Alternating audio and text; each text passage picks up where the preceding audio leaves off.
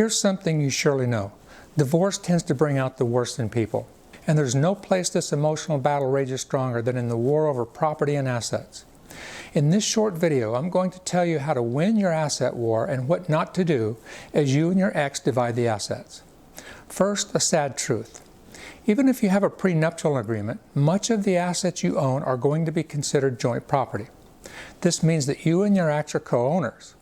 Now, there are two ways to resolve the issues. In a perfect world, you and your spouse could just sit down and divide everything, and this does happen occasionally. In reality, this process often becomes a game. I'll give you this if you give me that. Where the game gets ugly is when your spouse finds something you really want, maybe something that's really sentimental to you, and uses it as leverage to get what they really want. The best way to counteract this pitfall is to do a little advanced planning. Here's how you do it. Create a list and ask yourself the following question. Do I want this, or do I simply want my ex not to have it?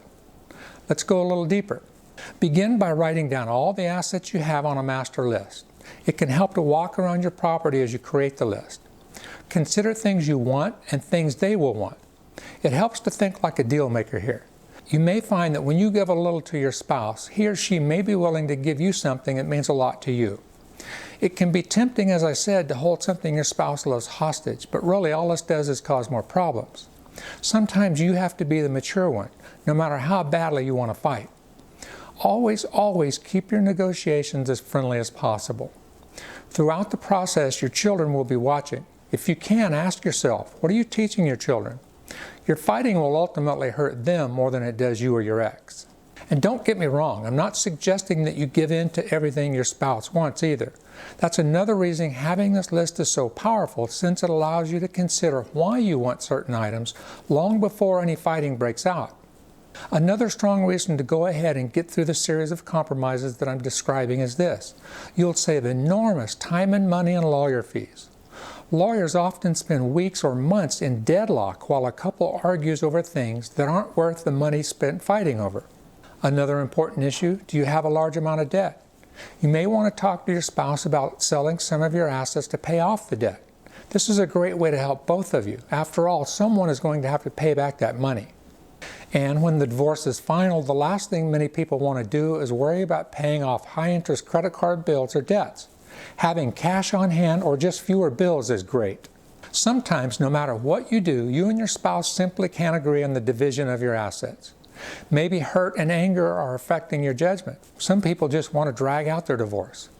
Usually, though, this is costly, emotionally, financially, and in terms of time.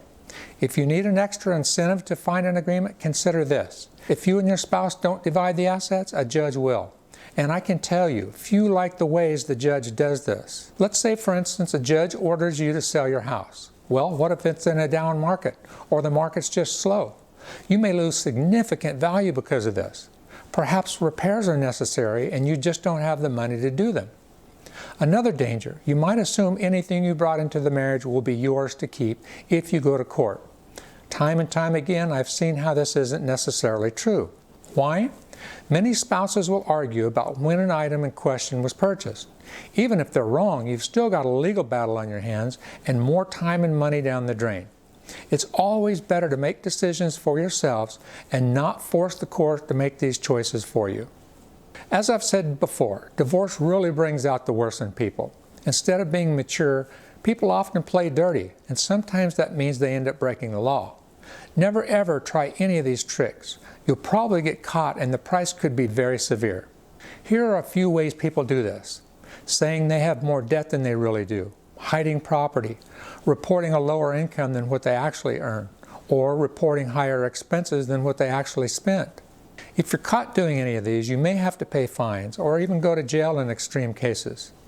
If you think your spouse is doing any of these tricks, first remind them of the risk and point out that the divorce will just take that much longer when they do this. Always tell your lawyer if you believe your spouse is being deceitful. To divide your debts, get a piece of paper and put your items into one of three columns: yours, theirs, and ours. Think about each one that you want. If you keep the house, will you really be able to afford its upkeep and mortgage? Do you really want the house, or you just not want your spouse to have it? Ask yourself these questions for every asset. A marital settlement agreement is a great way for those who want to settle their divorce as amicably as possible. This is simply a document which is a list of the property and how you plan to divide it. In the bonus materials that came with this program, we've included a sample marital settlement agreement. If you want to save yourselves a ton of lawyer fees, once you and your spouse have agreed on how your property will be divided, change the information in the sample agreement to make it your own. Then take it to your lawyer if you have one. He or she will then have a ready-to-use document that they probably would have charged you $2,000 to $3,000 or more to prepare themselves. The form is quite simple to fill out when you have a rational spouse who's willing to meet with you. When you take this to the court, it shows the judge how mature you are and saves them time as well. One last important point. Always make sure you know the actual value of your assets. If you don't, your spouse could take advantage of you.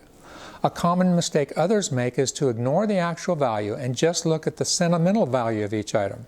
Never intentionally underestimate the value of your assets. You may end up having to prove the worth with an appraisal. Dividing your assets doesn't have to be a huge ordeal. You've spent many years compromising with your spouse. Do this a little longer and you'll be free that much sooner. Being friendly helps everyone. Make that list and be diligent about working through it with the questions I've given you here. Stay with this task, and the person you'll help the most is yourself.